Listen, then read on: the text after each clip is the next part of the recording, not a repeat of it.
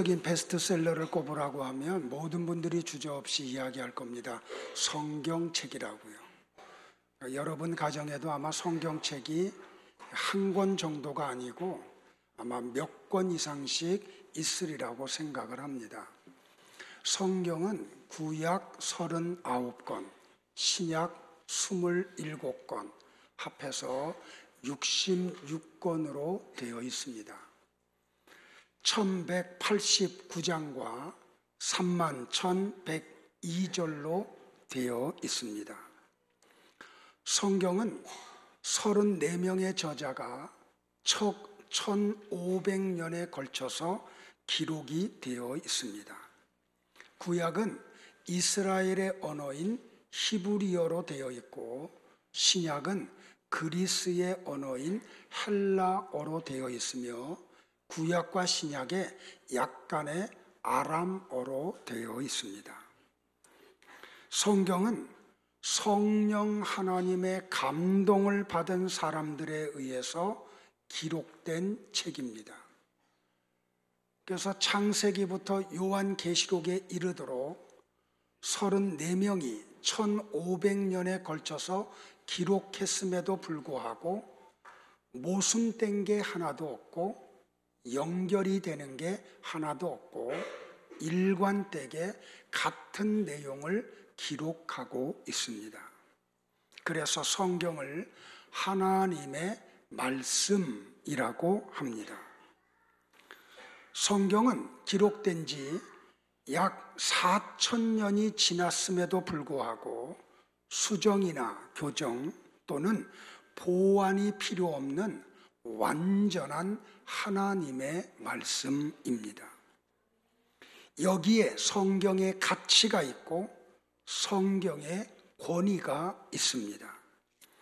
성경은 시간적으로는 우주 만물의 처음과 마지막을 기록했고 공간적으로는 하늘로부터 땅과 바다에 이르기까지 이 세상의 모든 분야에 대해서 기록을 하고 있습니다.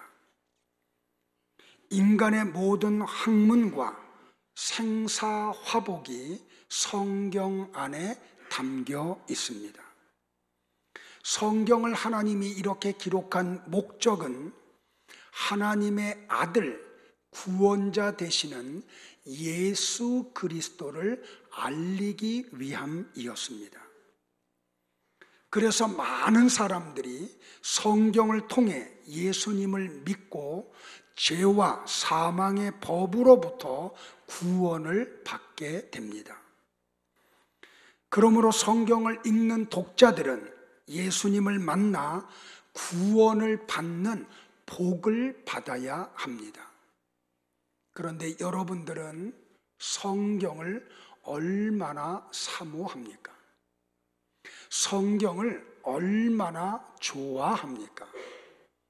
성경을 펼치고 이 성경을 읽으며 이 성경을 통해서 하나님이 주시는 은혜 받기를 얼마나 사랑하십니까? 불행하게도 너무나 많은 크리스찬이라는 사람들이 성경을 한 주간에 한 번도 펼치지 않고 본인이 믿음이 있다고 생각을 하며 믿음의 생활을 하고 있는 사람들이 있다는 것 또한 부인할 수 없는 사실입니다. 저는 오늘 우리 성도들에게 이런 도전을 드리고 싶습니다. 적어도 내 나이만큼 성경을 통독하는 분들이 되기를 바랍니다. 왜 제가 이렇게 권면을 하고 하나님이 성경을 사모하고 성경을 읽고 그 말씀을 따라 살라고 권면을 할까요? 성경이 주는 유익이 있기 때문입니다. 성경이 우리에게 주는 첫 번째 유익은 성경을 통해서만이 하나님을 만날 수 있기 때문입니다. 성경을 통하지 않고는 하나님을 알 수도 없고 하나님을 믿을 수도 없고 그 하나님을 만날 수도 없습니다. 성경을 가리켜서 누가는 하나님의 말씀이라고 했습니다. 바울은 골로새서 3장 16절에서 그리스도의 말씀이라고 했으며, 야고보는 야고보 1장 18절에서 진리의 말씀이라고 했습니다.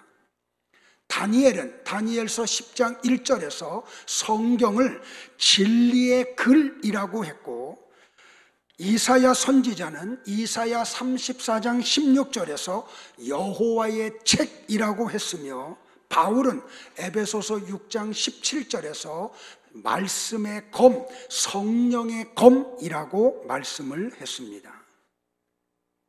다시 말하면 성경은 하나님이 우리에게 말씀하시는 인격적인 음성입니다.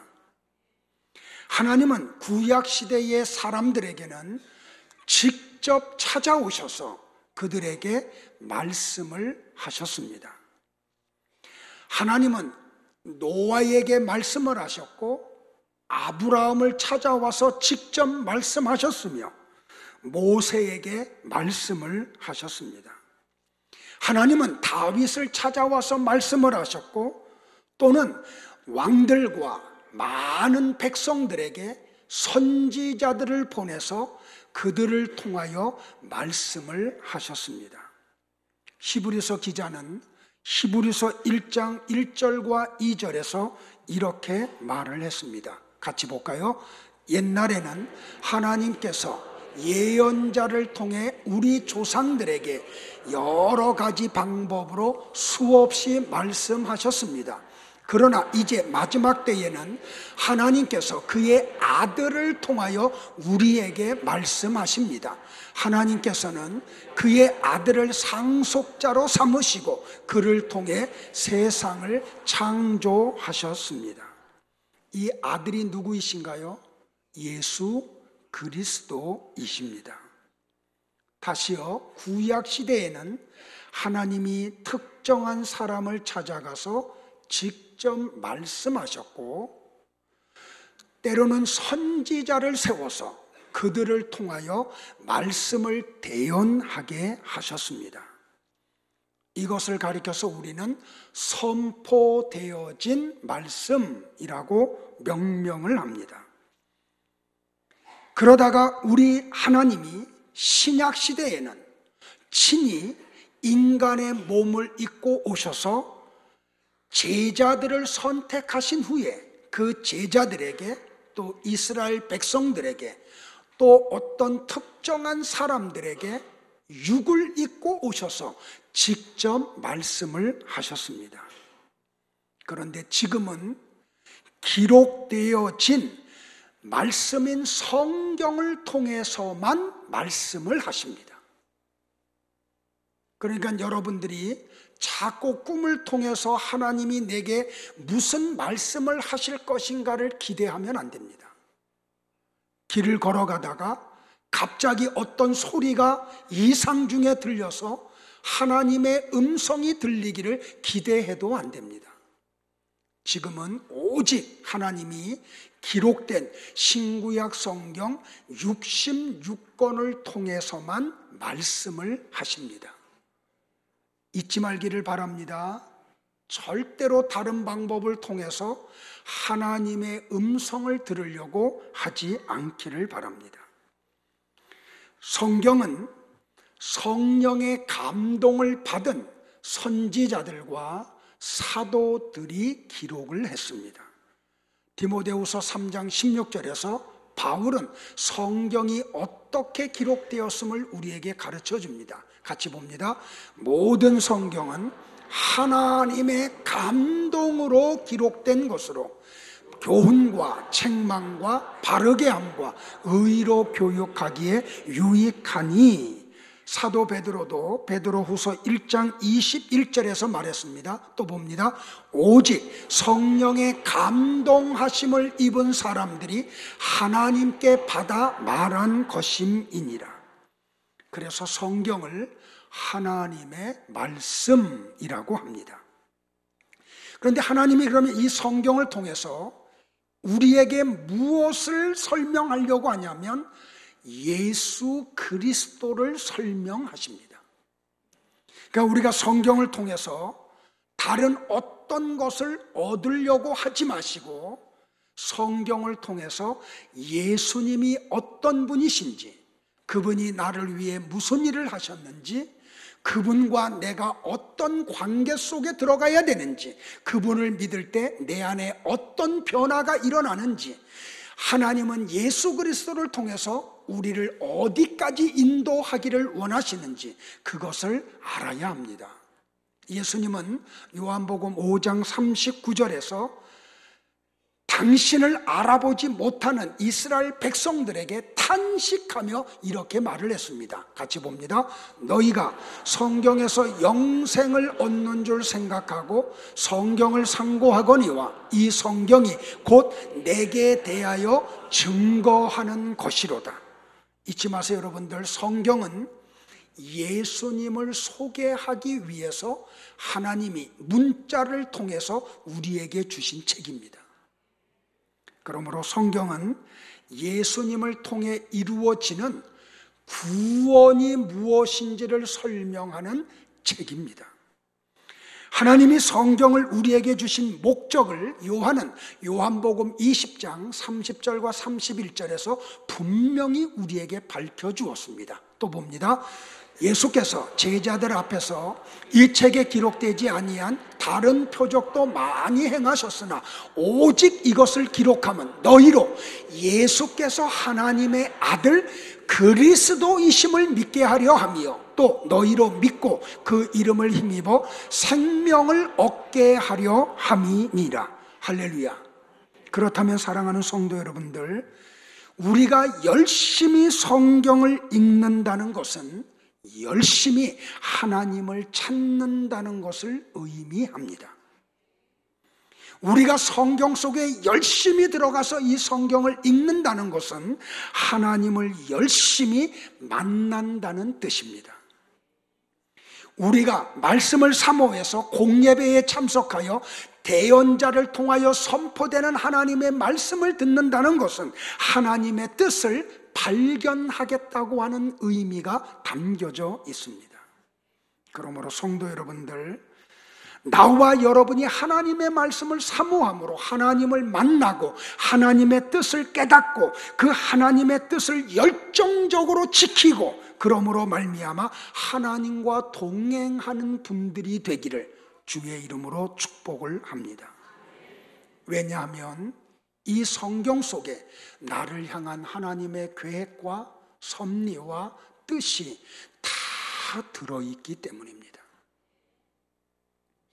오직 성경만이 영생에 대해 확실한 대답을 하고 있습니다. 지난 월요일 날 우리 최동교 집사님 가정에 이렇게 모친상을 당했다고 하는 소식을 들었습니다. 근데 지난 주간에 여러분이 알다시피 교회가 가장 중점을 두고 우리가 준비하고 하는 약속의 땅이 있는 주간이었습니다.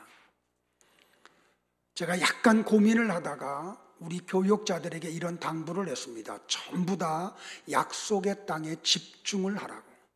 그리고 그 장례식장은 내가 갔다 오겠다고. 그래서 화요일 날 제가 신방이 이미 약속되어 있는 게 있어서 여의도에서 신방을 하고 그리고 KTX를 타고 그리고 대구에 내려가서 입관 예배와 하룻밤을 자고 그 다음날 천국 환송 예배를 드렸습니다. 내려가기 전에 우리 최 집사님과 계속해서 전화로 소통을 했습니다. 근데 집사님이 가족 식구들이 믿지를 않으니까 예배도 드려야 되는데 또 다른 일이 일어난 것에서 염려를 하는 전화가 왔습니다. 제가 그래서 당부했습니다. 다 양보하라고. 믿지 않는 식구들이니까 그들이 하고 싶은 거 다 하게 하라고. 그 대신 조건 하나만 걸으라고. 입관 예배와 천국 환송 예배에 꼭 참석하게만 하라고. 그래서 그 조건으로 영정사진 옆에 이렇게 제사상을 예비를 했습니다. 내려가서 입관 예배를 드리며 그 가족들에게 이렇게 전도를 했습니다. 나도 정통 유교 집안 출신입니다. 그래서 수없이 제사를 지냈던 사람입니다. 어린 시절에 호기심에 우리 부친에게 제가 물어봤습니다. 아버님, 이 제사 음식은 누구를 위해서 준비하고 누가 와서 드시나요? 그때 우리 아버님이 저에게 반복해서 하시는 말씀, 조상님들이 와서 드신다고. 그래서 저는 어린 시절에 그걸 다 믿었기 때문에 호기심을 가지고 제사를 드리기 위해서 절을 하며 슬끗슬끗 언제 조상님들이 내려오시고 언제 이 제사 음식을 드시는지 쳐다보곤 했습니다. 그런데 한 번도 조상님들이 내려오시는 걸 본 적도 없고 음식을 드시는 것도 본 적이 없습니다. 제사가 끝나고 나면 우리가 다 먹었습니다. 그래서 그런 이야기를 하면서 복음을 전하기 시작을 했습니다. 장례가 다 끝나고 난 다음에 수요일 날 밤에 우리 집사님이 제게 문자를 보냈습니다. 형님과 누님의 마음이 열리기 시작을 했다고. 성도 여러분들 잊지 마십시오. 구원에 대해서 말하고 있는 책이 성경밖에는 없습니다. 천국에 가는 길을 제시하고 있는 책이 이 지상에 성경 외에는 존재하지가 않습니다. 그러므로 성경을 열심히 읽는 사람들은 이 성경을 통해서 영적인 감동과 영적인 충격과 영적인 환희를 맛보게 됩니다. 그 이유는 성경을 통해서만이 하나님을 만날 수 있기 때문입니다. 그러므로 성경을 열심히 읽는 사람은 자기도 모르는 사이에 깊고 높고 뜨거운 영적 작용에 맑은 힘과 밝은 힘과 창조적인 힘이 생깁니다. 나는 우리 성도들에게 이러한 아름다운 영지 작용이 일어나기를 주의 이름으로 축복을 합니다. 왜 우리가 성경으로 들어가야 됩니까? 왜 우리가 성경 외에는 다른 것들을 거절해야 합니까? 성경은 영혼의 유일한 양식이기 때문에 그렇습니다. 하나님은 인생의 육신의 생존을 위해서 호흡의 법칙을 주었습니다. 목요일부터 토요일까지 진행됐던 약속의 땅에 목요일 날 누리미들을 모시고 저와 제 아내와 큰아들이 직접 운전을 해서 약속의 땅의 장소까지 출발을 했습니다. 일기예보를 통해서 우리 보셨지만 5월의 강수량 치고는 유례를 찾아볼 수 없는 장마비가 쏟아졌습니다. 출발을 해서 이렇게 길을 가는데 폭우가 쏟아지는데 앞이 보이질 않았습니다. 그런데 저 팔당댐 쪽에 가니까 하늘이 벗어지기 시작을 합니다. 얼마나 아름다운지 알아요, 여러분들? 미세먼지가 비와 바람에 의해서 하나도 없이 완전히 씻겨나갔습니다. 창문을 통해서 비치는 그 파노라마는 여기가 만약에 천국이라고 해도 믿을 정도로 너무나 아름다웠습니다. 산에 있는 그 나무 이파리들은 각양의 다른 색깔을 가지고 조화를 이루는데 비를 맞은 후라 얼마나 깨끗하고 얼마나 생동감이 있었는지 모릅니다. 그 옆에는 한강이 굽이굽이 흘러내려갑니다. 얼마나 눈에 비친 하늘이 맑은지 공기를 마시고 싶어서 창문을 다 내려놓고 운전을 했습니다. 하나님은 우리의 인간의 생존하라고 호흡의 법칙을 주시고 좋은 공기를 주셨습니다. 낮에는 일하고 밤에는 안식하는 법칙을 주셨습니다. 하나님은 하루에 약 2800칼로리의 양분을 섭취해야 건강을 유지하도록 우리를 만드셨습니다. 그리고 여러 가지 음식을 일정한 시간에 일정한 양을 섭취해야 살도록 만드셨습니다. 하나님은 우리가 이 육이 호흡하고 살아갈 수 있는 모든 자연 은총을 아무 대가 없이 무료로 다 주셨습니다. 이렇게 하나님의 지음을 받은 모든 인생은 먹고 마시고 쉬는 법칙을 떠나서는 살 수 없도록 지음을 받았습니다. 그래서 우리는 먹어야 되고 마셔야 되고 잠을 자야 합니다. 그러나 일반 사람들은 이렇게만 해도 살아갈 수 있도록 지음을 받았지만, 그러나 거듭난 성도들은 이 육신의 것만 통해서는 살 수 없는 존재로 거듭났습니다.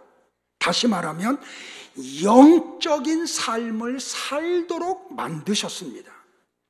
그것은 예수 그리스도를 믿음으로 말미암는 은혜의 삶입니다. 사람은 성경을 통해서 예수님을 만납니다. 성경을 통해서 예수님을 믿습니다. 성경을 통해서 하나님의 나를 향한 뜻을 발견합니다. 성경을 통해서만 천국이 보이고 성경을 통해서만 천국을 들어갈 수 있습니다. 예루살렘 교회의 감독이었던 야고보는 야고보 1장 18절에서 이렇게 말을 했습니다. 하나님은 진리의 말씀으로 우리를 낳았다라고 말입니다. 베드로는 베드로전서 1장 23절에서 너희가 거듭난 것이 썩어질 씨로 된 것이 아니요 썩지 아니할 씨로 된 것이니 하나님의 살아있고 항상 있는 말씀으로 되었느니라. 다윗은 시편 119장 50절에서 주의 말씀이 나를 살렸다라고 고백을 했습니다. 계속되는 93절에서 내가 주의 법도 말씀을 영원히 잊지 아니하오니 주께서 이것들로 나를 살게 하심이니이다라고 고백을 했습니다. 하나님의 말씀이 우둔한 인생의 눈을 밝혀서 깨닫게 하신다라고 말을 했습니다. 요한은 하나님의 말씀이 믿음을 가져온다고 얘기했습니다. 바울은 로마서 15장 4절에서 그 말씀이 우리에게 소망을 갖게 한다고 했습니다. 예수님은 요한복음 5장 25절에서 주의 음성을 듣는 자만이 살아난다고 말씀을 하셨습니다. 그러므로 사랑하는 성도 여러분들, 열심히 성경을 읽는다는 것은 열심히 영의 양식을 먹는다는 뜻입니다. 시편 기자는 시편 1장 2절에서 복 있는 사람은 악인의 꾀를 따르지 아니하며 죄인의 길에 서지 아니하며 오만한 자의 자리에 앉지 아니하고 오직 여호와의 율법을 즐거워하여 그 율법을 주야로 묵상하는 자다라고 선포를 했습니다. 베레아 사람들은 데살로니가에 있는 사람들보다 더 신사적이어서 간절한 마음으로 바울을 통해서 선포되는 말씀을 듣고 집에 가서는 그 말씀이 그러한가 하여 날마다 성경을 상고했습니다. 그렇다면 사랑하는 성도 여러분들, 나와 여러분은 하나님의 말씀에 관하여는 신사적인 사람들이 되기를 축복을 합니다. 그리고 말씀을 사모하고 집에 가서는 우리 목사님을 통해서 하나님이 선포된 말씀이 진짜 그러한가 해서 날마다 성경을 펼치고 읽고 묵상하고 암송하는 성도들이 되기를 축복을 합니다. 메이어는 성경 읽는 법을 우리에게 이렇게 팁을 주었습니다. 성경을 신문 보듯이 읽지 말고 가정에 온 편지와 같이 읽어라. 만일 하나님 하늘나라에 과일 송이가 손 닿는 데 열려 있거든 그것을 따서 모아라. 만일 백지수표와 같은 어떤 약속이 성경 어느 페이지에 있거든 그것을 현금으로 바꿔라.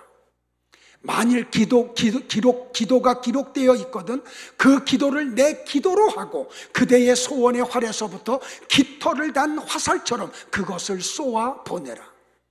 만일 거룩의 모범이 그대 앞에 비춰지거든 그대도 거룩하게 되기 위하여 하나님께 간구하라. 만일 진리의 광채가 그 속에서 발산되거든 당신의 생의 영역에도 그 광채가 비추도록 간절히 기도하라. 하나님은 우리에게 이 영미를 알게 하기 위해서 음식의 맛을 느끼게 하셨습니다. 여러분들 음식을 먹을 때 얼마나 맛있나요? 저는 요새 너무 맛있어요. 그래서 그냥 막 배가 올챙이 배도록 올라오는데 너무 맛있어서 먹고 싶어서 먹고 또 먹어서 지금은 몸무게가 거의 88kg까지 다가가요. 근데 주체가 안 돼요.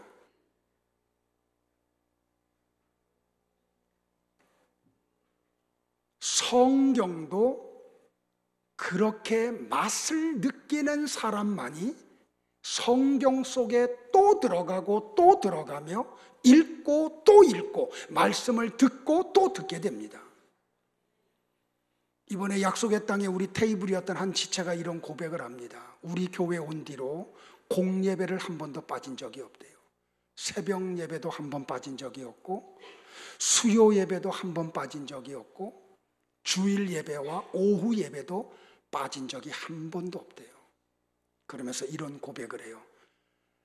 말씀을 들을 때마다 하나님이 은혜를 주신다고. 그리고 새벽에 그 말씀이 나를 하루를 끌고 간다고. 왜 그분이 그렇게 할까요?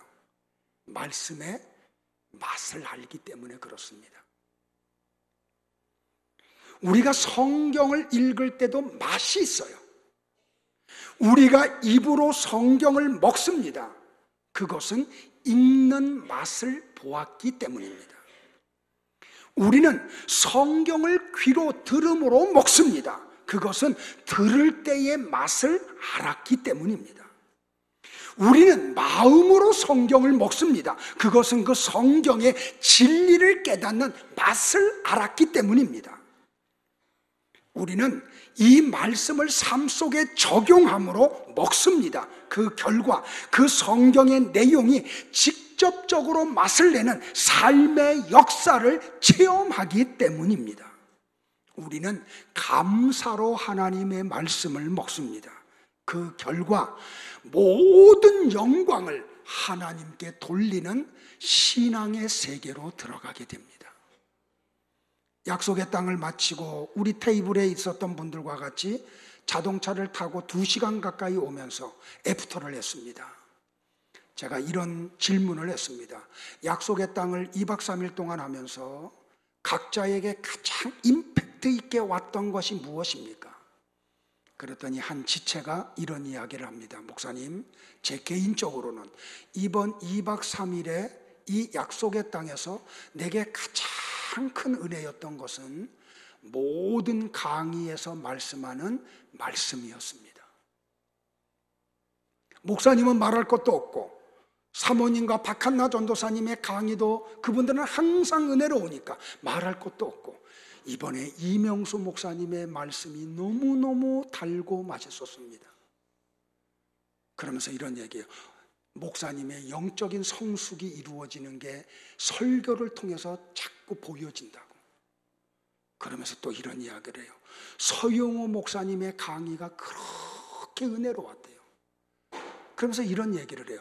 그분이 의도를 가지고 했는지 아니면 하나님이 끌고 갔는지는 모르지만 말씀에는 큰 은혜를 못 받았는데 마지막에 개인의 간증을 하는 걸 통해서 충격적 은혜를 받았다.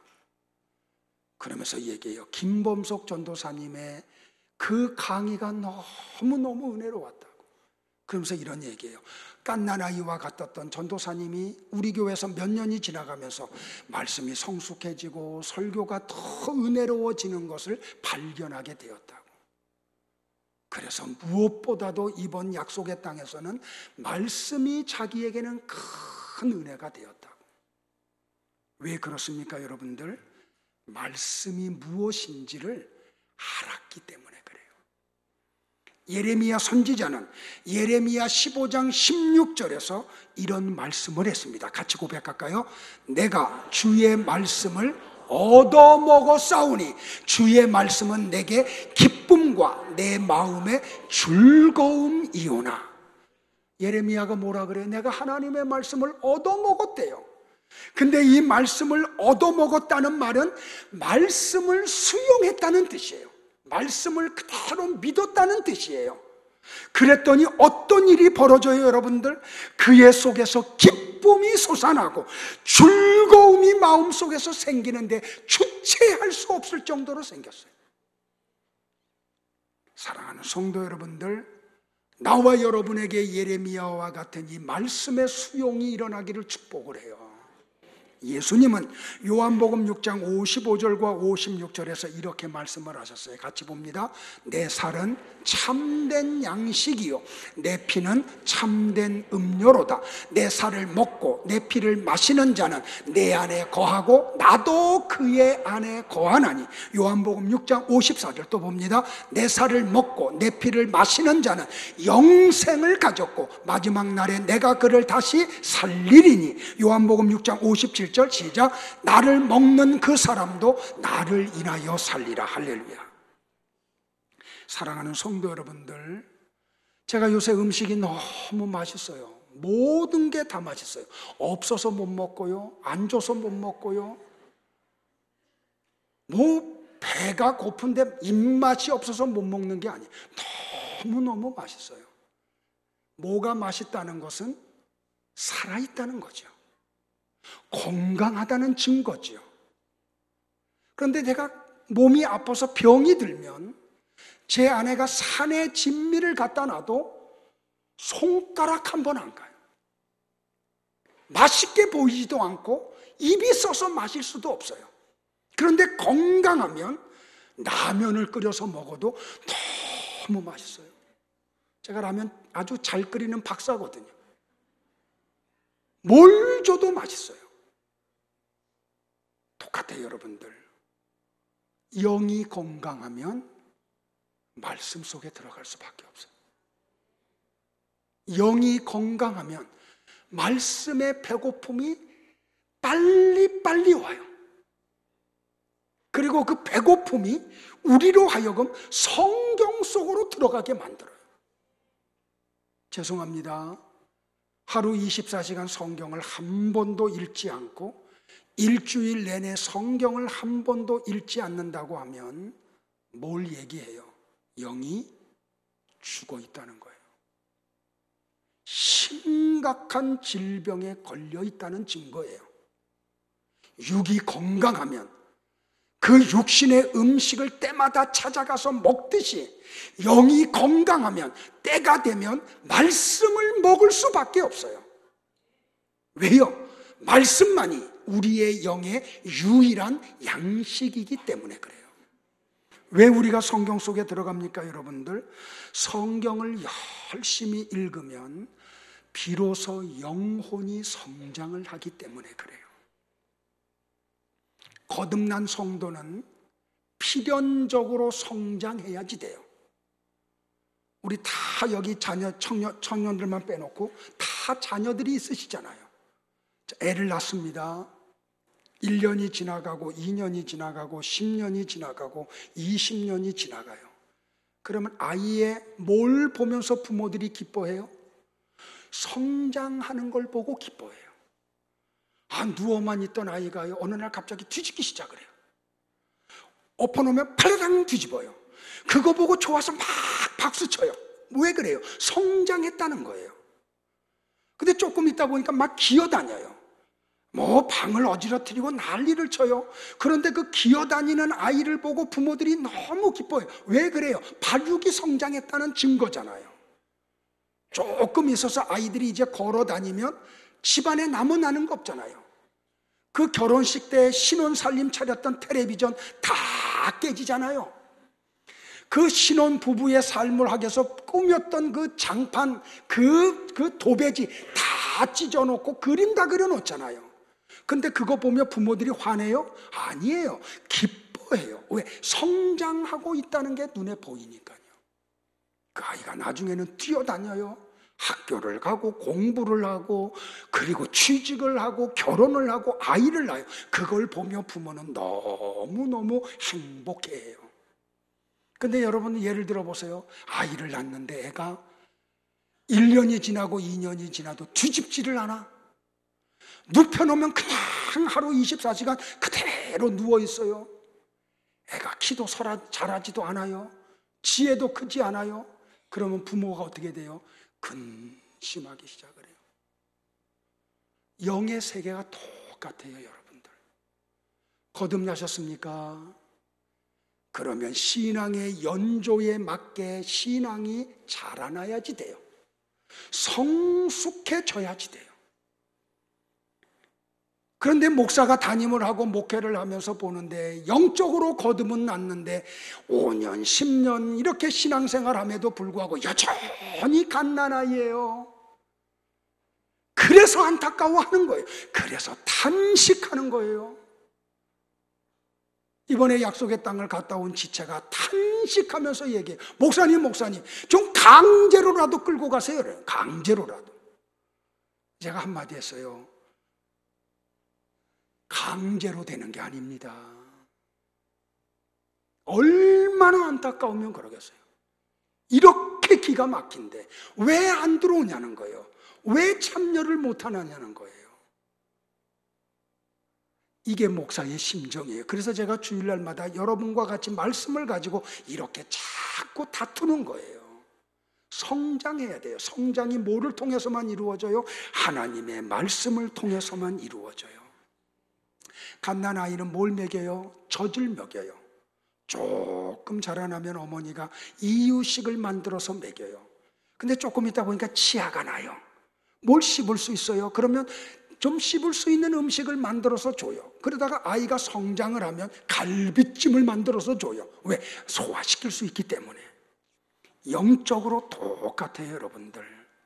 그래서 히브리서 기자가 히브리서 5장 12절, 13절, 14절에서 이렇게 탄식하며 이야기했어요. 우리 쉬운 성경으로 갖고 왔어요. 같이 봅니다. 시작.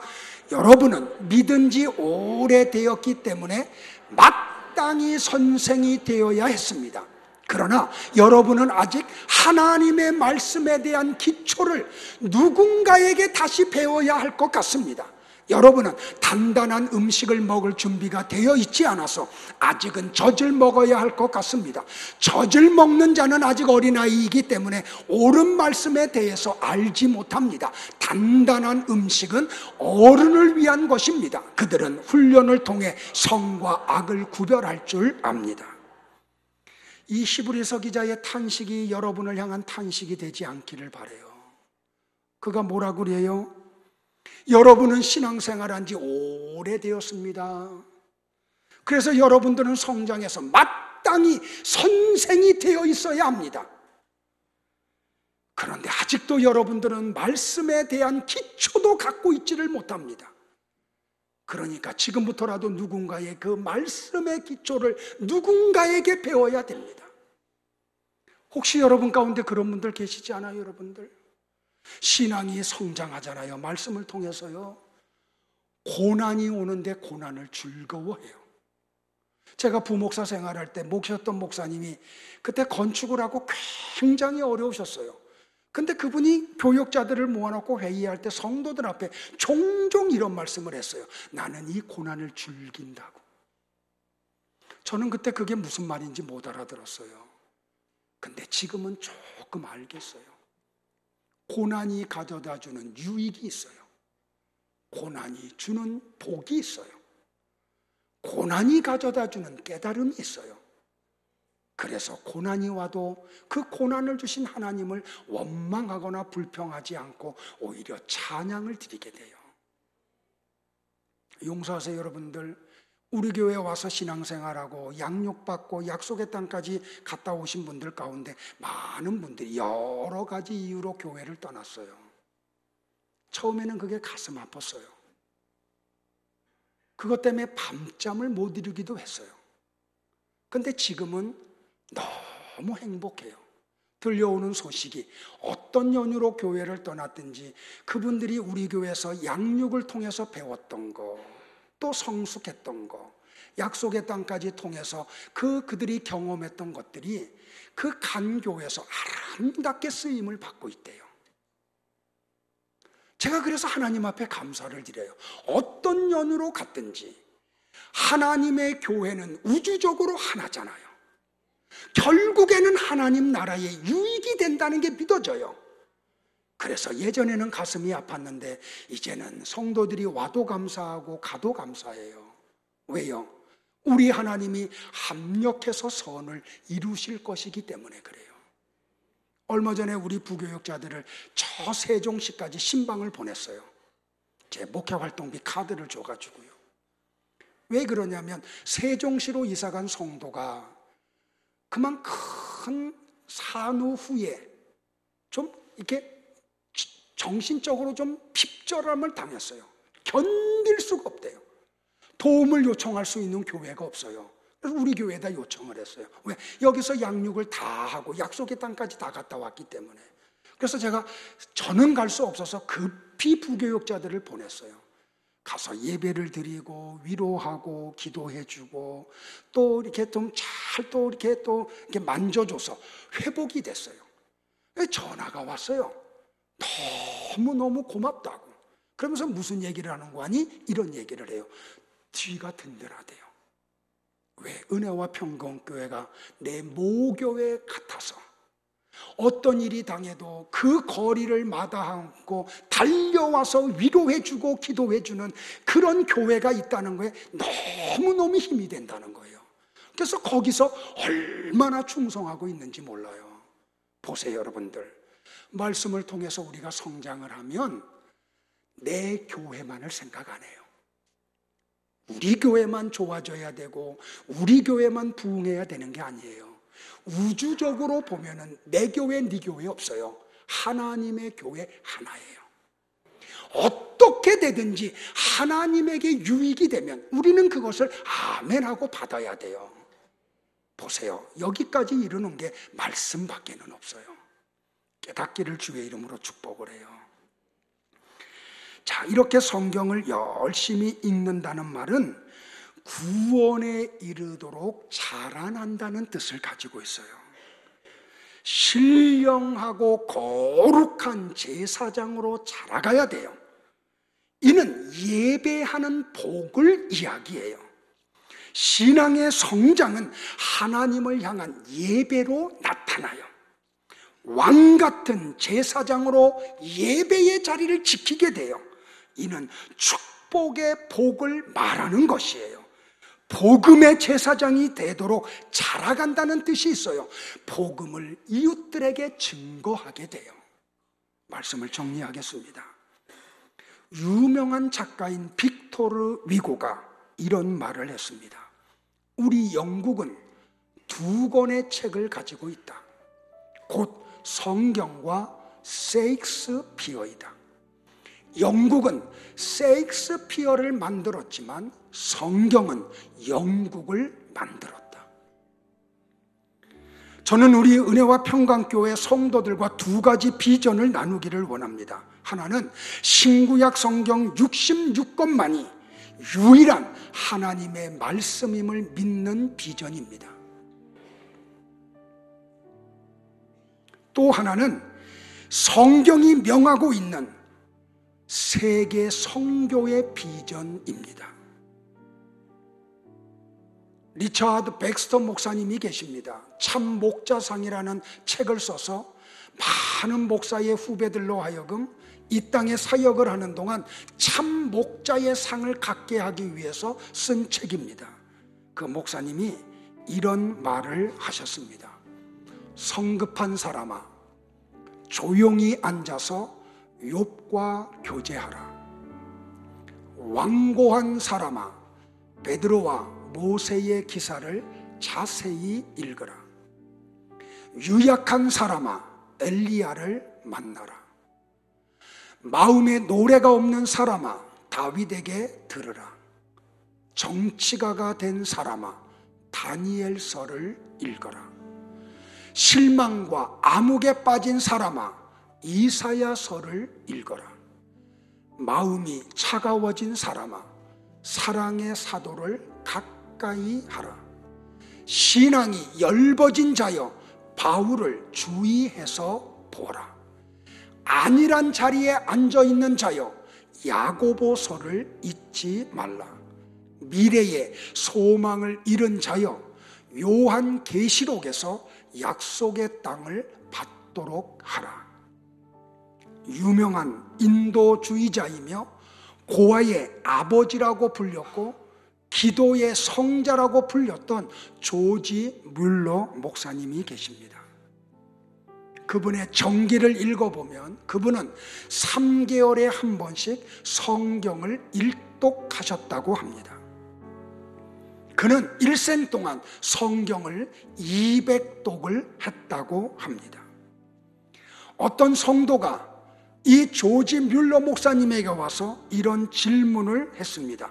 왜 이 시대의 성도들이 약해져서 하나님의 일을 할 수가 없습니까?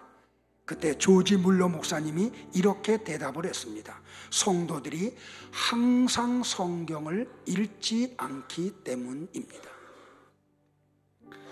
사무엘 존슨이라고 하는 신앙인은 임종시에 한 젊은이에게 마지막으로 이런 말을 했습니다.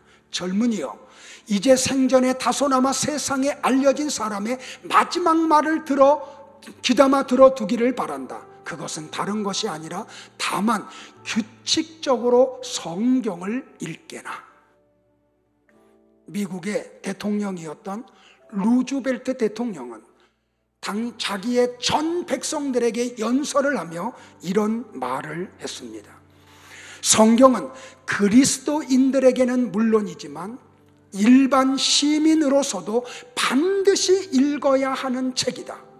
성경을 읽음으로써 곧 나를 이기고 크거나 작거나 간에 각자에게 알맞은 하나님의 사업을 할 수가 있고 이 세계를 보다 선하게 하는 일을 할 수가 있다. 그러므로 나는 모든 미국 사람들이 한층 더 성경책을 읽기를 바란다. 에드가 와츠라고 하는 분은 캘리포니아에 있는 할리우드에서 일생을 살았습니다. 그가 84살을 살았는데 이 84년의 삶 동안 그는 성경을 161번이나 통독을 했습니다. 그런데 55년 동안은 한쪽 눈을 잃어버려서 한쪽 눈만 가지고 성경을 55년 동안 읽었다고 합니다. 뉴 웰리어스라고 하는 넌 크리스찬이 있었습니다. 이 사람은 왠지 모르게 하나님에 대해서 반감을 가졌습니다. 그래서 하나님에게 마음을 뺏기고 하나님을 믿는 사람들을 어떻게든지 하나님에게서 구원해내려고 성경의 오류를 발견하기 위해서, 그래서 그것을 글로 남겨서 많은 사람들이 하나님에게로 가는 걸 막으려고 성경을 읽기 시작을 했습니다. 그는 성경을 읽고 또 읽으면서 성경의 오류, 성경의 잘못, 성경의 비합리적인 것, 그런 것들을 찾아내려고, 그래서 많은 사람들을 하나님으로부터 구원해내려고 읽다가 마침내 그는 성경 속에서 예수 그리스도를 만나게 됩니다. 그리고 그분이 유명한 소설책 한 권을 씁니다. 영화화됐던 바로 벤허의 작가가 바로 이 사람입니다. 하나님은 성경대로 사는 사람들에게 신명기 28장에서 크게 3가지의 복을 약속하시고 성취하겠다고 말씀하셨습니다. 하나님의 말씀을 사랑하고 그 말씀을 읽고 그 말씀대로 사는 사람에게는 먼저 하나님이 생활의 복을 주십니다. 두 번째는 지위와 명예와 권세를 얻는 복을 주십니다. 세 번째는 원수가 나를 치러 왔다가 일곱 길로 도망가는 복을 약속해 주셨습니다. 그러나 신약으로 돌아오면 하나님은 말씀을 사모하고 말씀을 향해서 달려가고 이 말씀을 읽고 듣고 이 말씀대로 사는 사람들에게 훨씬 더 놀라운 복을 약속해 주셨습니다. 그것은 우리 안에 예수님이 거하는 복입니다. 우리 안에 거하시는 그 예수님 때문에 영원한 천국을 소유하는 복을 약속해 주셨습니다. 그렇다면 성도 여러분들, 오늘부터 성경을 사모하기를 바랍니다. 성경과 연애하기를 바랍니다. 날마다 시마다 이 성경을 향하여 달려가기를 주의 이름으로 축복을 합니다. 여러분 혼자 가지 마십시오. 가정에 허락한 자녀들을 같이 데리고 가십시오. 부부가 같이 말씀으로 가십시오. 우리 셀에서 모든 식구들이 말씀으로만 가기를 축복을 합니다. 우리 교회 나오는 성도 여러분들, 여러분 모두가 하나님의 말씀을 사모하기를 축복을 합니다. 이 말씀을 한 날이라도 읽지 않으면 영혼이 갈급해서 견딜 수 없은 그런 목마름이 일어나기를 축복을 합니다. 그렇게 열심히 성경을 읽는 개인과 가정, 교회와 여러분의 사업터에 30배, 60배, 100배에 이르는 하나님의 은총이 임하기를 축복을 합니다. 여러분의 심령 속에 회개와 믿음의 복이 일어나고 기도와 감사의 복이 일어나며 희생과 봉사의 복이 일어나고 온갖 은총의 복과 전도와 선교의 복이 이루어지기를 축복을 합니다. 요한은 요한계시록 1장 3절에서 독자들에게 이렇게 권면을 했습니다. 같이 봅니다. 이 계시의 말씀을 읽는 자는 복 있는 사람입니다. 또한 이것을 듣고 그 가운데 기록한 것을 지키는 자들 역시 복 있는 사람입니다. 그것은 이 모든 말씀이 이루어질 날이 점점 다가오고 있기 때문입니다. 사랑하는 성도 여러분들, 성경으로 들어갑시다. 성경을 읽읍시다. 이 말씀이 선포되는 공예배를 사모하고 참여하여 말씀을 들읍시다. 그리고 여러분들은 훌륭한 성경의 교사들이 되어 자녀들에게 이 말씀을 부지런히 가르치기를 바랍니다. 집에 들어오면 집에서, 나가면 읽을 수 있도록 말씀을 문자로 보내주고, 아이가 앉아있으면 같이 앉아서, 서 있으면 같이 서서 움직이며 말씀을 가르치는 말씀의 교사들이 되기를 주의 이름으로 권면을 드립니다. 그래서 이 성경이 약속하고 있는 모든 은혜가 여러분의 것이 되고, 여러분 자녀들의 것이 되고, 여러분 가정의 것이 되기를 주의 이름으로 축복을 합니다. 기도하겠습니다.